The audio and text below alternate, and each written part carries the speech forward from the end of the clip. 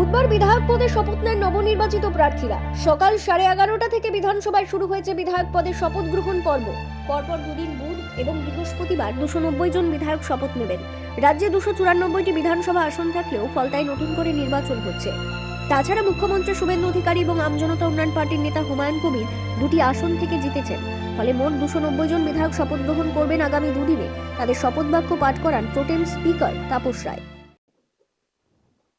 আমি শুভেন্দু অধিকারী পশ্চিমবঙ্গ বিধানসভায় সদস্য নির্বাচিত হইয়া ঈশ্বরের নামে শপথ করিতেছি যে বিধি দ্বারা স্থাপিত ভারতের সংবিধানের প্রতি আমি অকৃত্রিম নিষ্ঠা ও আনুগত্য পোষণ করিব।